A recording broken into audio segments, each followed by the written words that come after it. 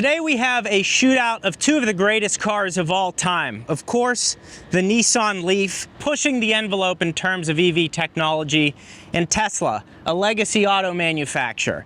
So both of these cars are fully electric. They both have a 60 kilowatt hour battery pack, and you may be thinking, well, the Leaf is probably a lot cheaper, and you'd be wrong. This Leaf costs $37,815, which is $1,000 less than this Tesla Model 3. 215 miles of range and a max charging speed of 50 kilowatts. This has a max charging speed of 170 kilowatts and can go 272 miles while being able to use Tesla's supercharger network, which can get you almost anywhere in the United States without having to alter your route. So we are going to compare what the Leaf does better than the 3, what the 3 does better than the Leaf. We're going to drive both of them. We're even going to do a sound test to see which has the quieter cabin. Now, the first thing we need to talk about is the frunk. The Tesla has storage up front here, which is very useful. Generally, let's see what kind of sports we're going to be playing. No sports today. I thought we'd be playing sports today. But you can keep your charger and everything stored up here, basketballs, tennis rackets, all that stuff. That's really nice. The Nissan looks like it has a 3-cylinder engine up front, and then you have your chargers here. They still somehow have the CHAdeMO charger, and then they also have their 6.6 kilowatt onboard charger connection up front here. So I actually like the location of the chargers here, but CHAdeMO is so outdated. The fact that they came out with this, I think in 2012 or 2014, and they've made virtually no changes to it. It's like they had the advantage of all those years of developing battery technology, real-world testing, consumer testing, and they did nothing to push the envelope forward. We'll show you that this isn't that bad. I'll show you the things that it does well, and we're gonna get into it. But so far, Tesla's won up with, personally, I think the Tesla looks better. It has a frunk, so we have that going. Now, down the side of the Leaf, you have these wheels here, which again, brutal. 17-inch wheels. It actually has a nice Michelin tire on it. I will give them that. It's a hatchback. People love hatchbacks. Coming around the back here, it says Leaf SV+. Now, the base Leaf gets 149 miles of range. Again, this gets 215, and the base Leaf has a 40 kilowatt hour battery pack, so significantly smaller pack, 149 miles of range. That's the main difference between the two trim levels that are offered. That starts at $28,000. So in my opinion, $28,000 is where this should be, their high-end trim. So into the trunk. I'm blown away by, look at this. Look at the size of this trunk. I can easily sit back here and enjoy myself, and it's only 110 degrees outside, so I would make it about 12 minutes inside of here. But surprisingly large trunk. We've got the charging cable sitting back here, so nice job on having a massive hatch. And if you pull this up, we can fold the seats down. One issue with the seats you can see is that they don't fold flat. So because this sits down so low, here's the cushion for the rear seat, and then you have these seats that kind of sit on top. So that's not great that they don't fold flat. You could get them to go flatter if you just, push the front seats up, but they do fold, and that's nice. Overall, the trunk is a massive place. There's no power trunk, so for almost the same cost as a Model 3, you have to do some manual labor. Model 3, tap the button. Trunk opens up, you have the ability to tap this button and it closes up. The other thing about the Model 3 is it has the sub trunk down here, which you're able, with all these signs and a hammer stored here, I'm very nervous to open this up. Let's not open it. But there's storage in the sub compartment there, and the seats fold basically flat. Click that button, it closes up. Also, I get a lot of questions about this. This spoiler is from T-Parts. I will have it linked in the description. It's a matte carbon fiber. It's really well done, fits perfectly. Highly recommend this from T-Parts. I have a discount code. I think it's 260 bucks when you use my discount code, so I'll have that in the description. Now, the big thing we need to talk about is electric vehicles. You shouldn't be driving an electric vehicle because our government says we want to save the planet. You should want to drive an electric vehicle because it's a better vehicle than your current vehicle. And what Tesla has done a nice job of is having software that updates over time. It adds features to the car, so the cars get better over time, because the new car comes out, when the new Leaf comes out and it has different screens and different features, this Leaf stays in the past. Whereas Tesla, I have a 2020 Tesla Model Y, it has almost the same updates that this 2024 Tesla Model 3 has on the infotainment system. So I really like that. This has no buttons in it. That has buttons and traditional things in it. Tesla even at one point improved the camera quality through software. Wait till you see the reverse camera on that thing. It looks, what does it look like? It looks like something, it looks like the screen on an easy bake oven, essentially.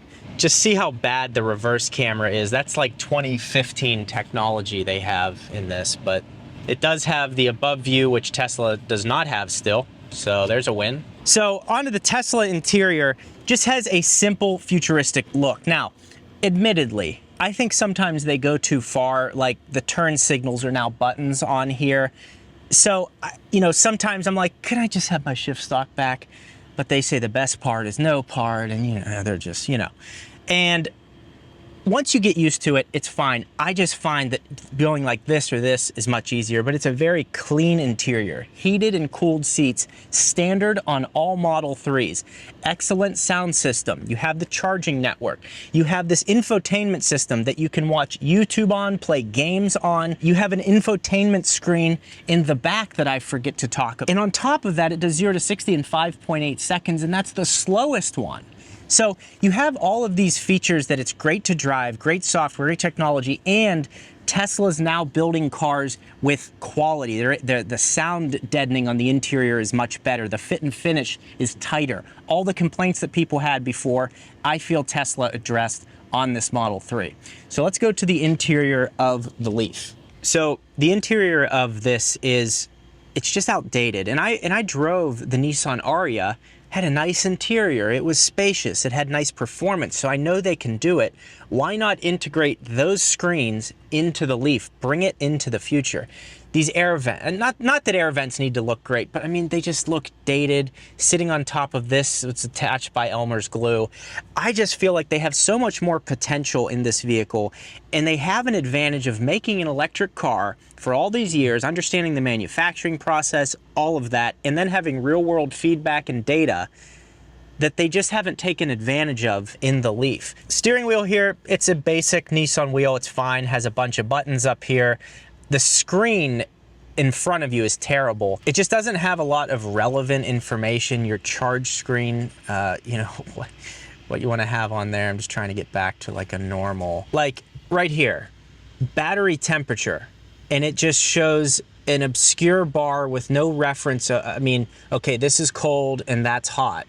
It's just weird, the things that they've chosen to show on here. Again, 50 kilowatt max charging speed. This is actually, okay, this is decent, I'll give them this. To get to 75% state of charge, it's 7 minutes. To get to 100% state of charge from, we're at 64%, it's going to take an hour. To go from 10% up to 100% in a Model Y long range, it takes less than that. That's to go all the way to 100%. So just kind of some weird screens here. Again, you know, power, eco, all that stuff. Bluetooth, navigation, just the direction, not even navigation. Your average kilowatts per mile. It's just a weird, the space could be used, in my opinion, so much better. And then over here you have your speedometer. Now, I've been negative, right? It's not all negative, because the comfort of these seats is excellent. You just get in this car and there's less, like when you get in the Model 3, in my opinion, the Model 3 is a nice car. It feels like you should take care of it. In this, I don't feel like I have to take care of it. I feel like the seats, they're just cloth, but they're very comfortable. The suspension is excellent. The suspension is softer than the Model 3, and the Model 3 now has a very good suspension. So they are heated seats. You just have a high and low heated. USB-C, USB-A. The screen is atrocious, but it does have Apple CarPlay. Let's see here. If you go to connections, it's just so laggy. It's like, what is the point of this? The Sirius XM fuel prices. We got sponsorships in the car, and you can see your fuel prices all around you. It's just really far in the past when you see what you can get for literally the same amount of cost. In my head, I'm like, why would you not just get a Nissan Versa for 20 grand?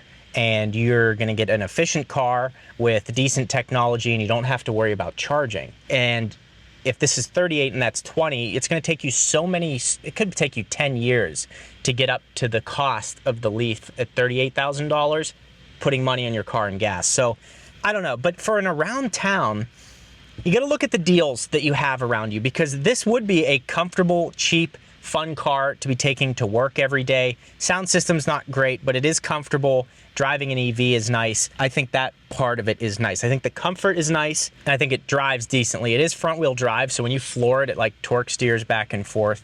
So that is interesting. But I mean, like even this here, like the main message is this thing is caught in the past. Look at this.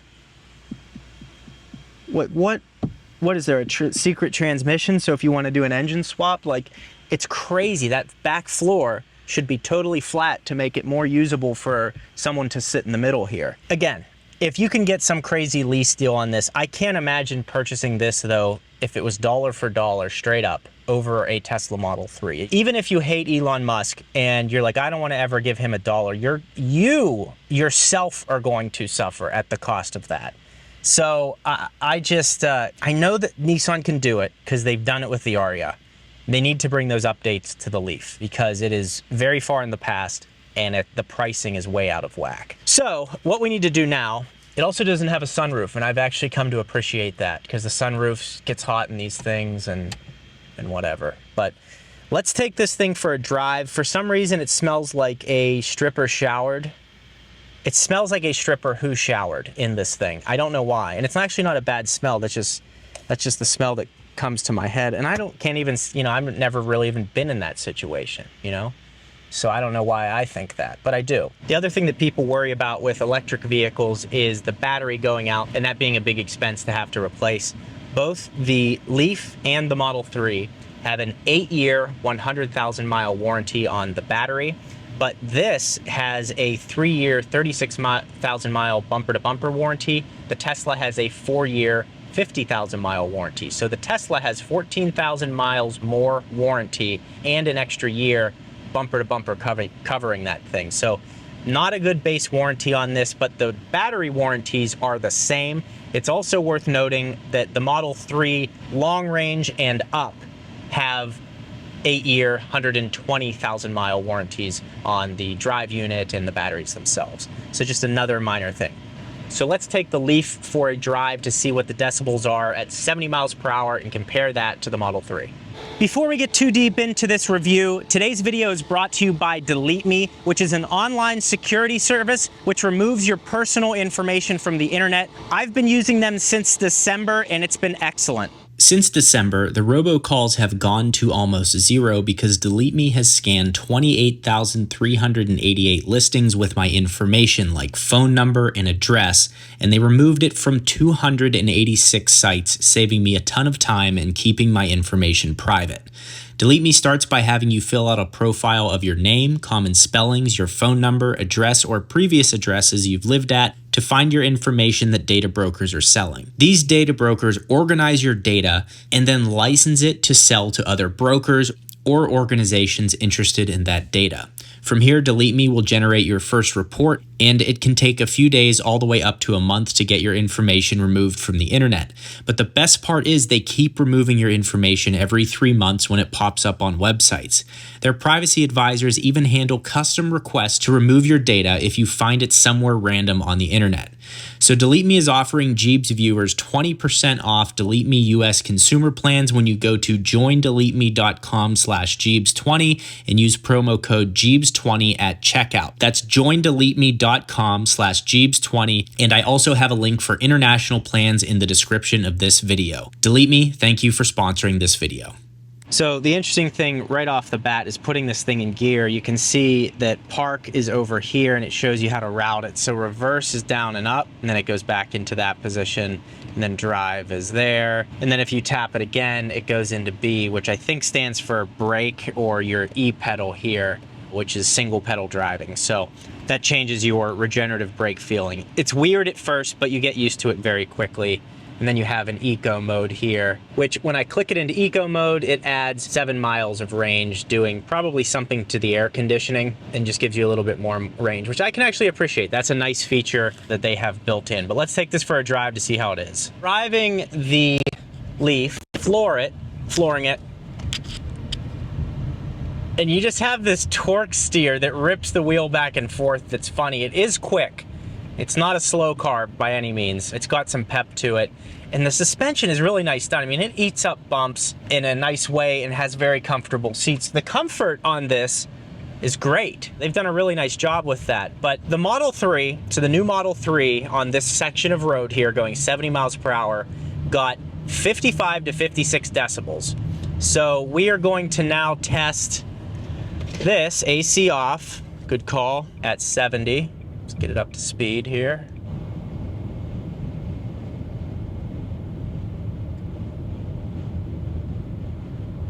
There it is, about 55 to 56 decibels AC on before we die. 55 to 56 decibels. It may be a fraction louder in here, less than a decibel though. So overall, the comfort and quietness of the cabin is as good, if not better, than the Model 3.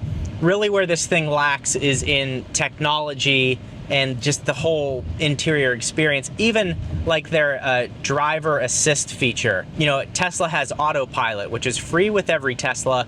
Plus, the Model 3 has the ability to basically drive itself from point A to point B with little intervention from you. This does not have anything remotely close to that. So regardless if you use it or not, wouldn't you rather have the ability to have that feature? I mean, look at this. Sunny and 107. I mean, that's the technology you got in this thing. And it's like electric vehicles should have crazy infotainment systems, battery temperatures, efficiency, charging speeds, all that stuff should be mapped out.